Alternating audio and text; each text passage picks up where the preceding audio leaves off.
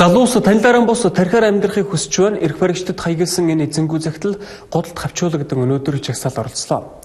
Эзнийхээ хүсэл мөрөөдөл үзэл бодлыг илэрхийлсэн мянган гутлын жагсаал өнөөдөр Чингисийн талбайд болсон байна.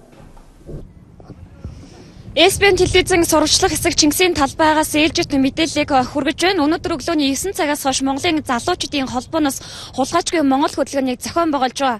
За энэ хөдөлгөөний хүрээнд бол иргэд сайн дураараа өөрсдийнхээ гутлыг авчирч нэг үгээр хэлэхэд бол жагсаалд оролцуулж байгаа. Өөрсдийнхөө гутланд иргэд үзэл бодол байр сууриа илэрхийлэн хаягдсан зураг бичиг хадсан байдалтай байна. За өнгөрсөн 20 гаруй жилийн хугацаанд манай улсад маш олон жагсаал цуглаан зохион байгуулагдсан байдаг. За гэхдээ тэдний дийлэнх нь бол зохион байгуулалттай.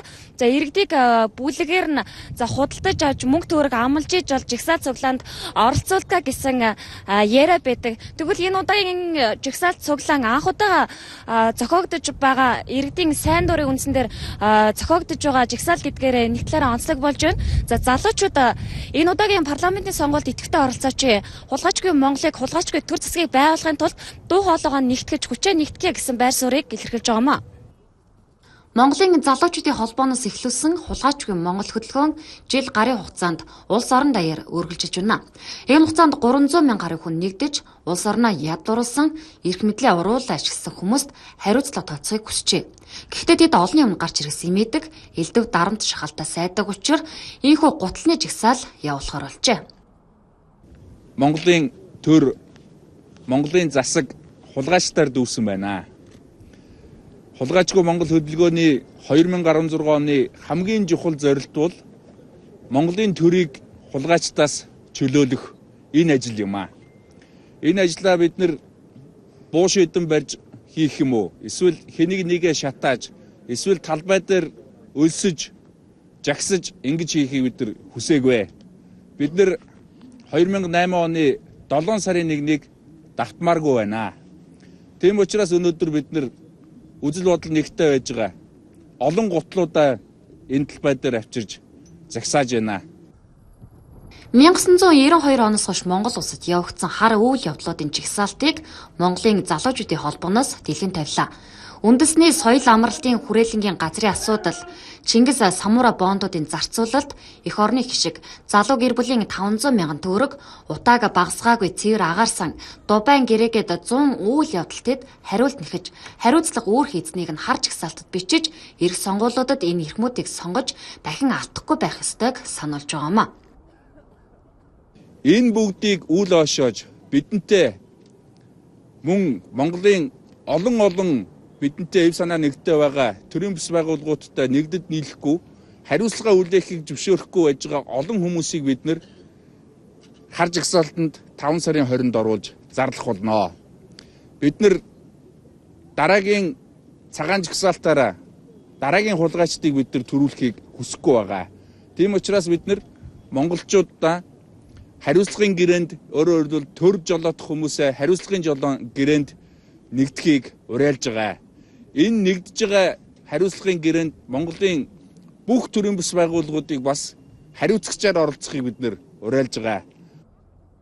Иргэд энэ хөдөлгөөнд хайрцангуй идэвхтэй оролцож, ахмадууд залуусын энэ үйл ажиллагааг дэмжиж байгаагаа илэрхийлж байна. Энэ бол зөв санаа.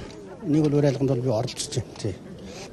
Ер нь хулгайчгүй Монгол байх ёстой нэг үнэн шүү дээ. Яагаад гэвэл дээрээс авахгүй бол дандаа хулгайч шатлаа шүү дээ.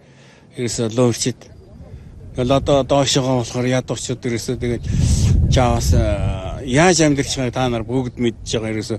Энэ дээдлийн хулгайчуд чинь бүгд юм идээд хулгай хийгээд лоордж шүү дээ.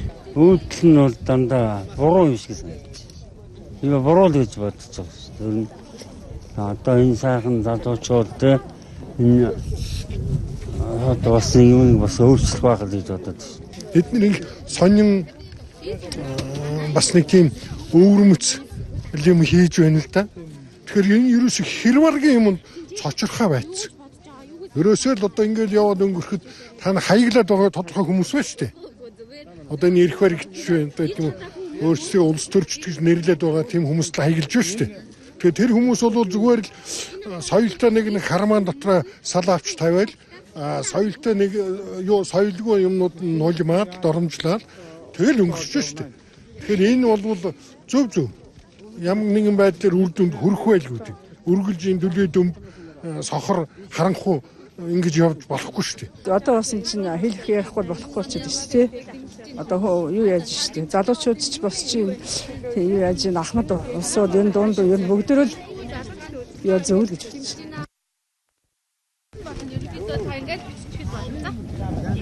За та саналаа өгч үү? Нилээ удаан л бичих шиг боллоо шүү дээ. Хар цагаан жагсаалт аль алинд нь бичв? Аль алинд нь л бичлээ.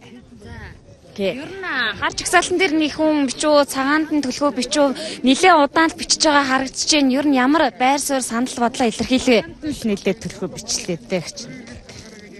Энд телевизээр гарах юм уу? Хөөхий за. Жагсаалтанд орох юм байна уу? Байна. Байлгүй яха бичсэн шүү дээ.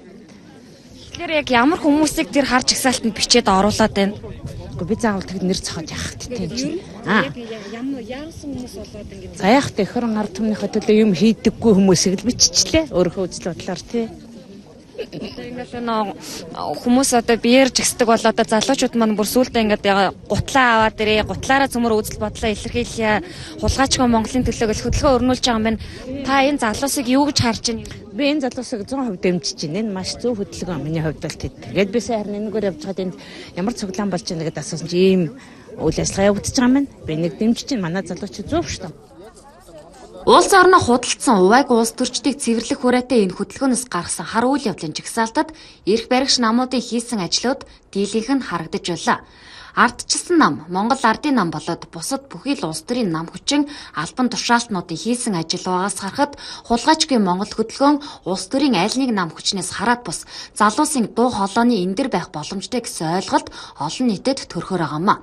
Тэд энэхүү жагсаалтаа эх сарын 20 дуусгаж хар жагсаалтад багтсан эрхмүүдэд Монголын ард түмэн дахин итгэл хүлээлгэхгүй байхыг дахин санууллаа.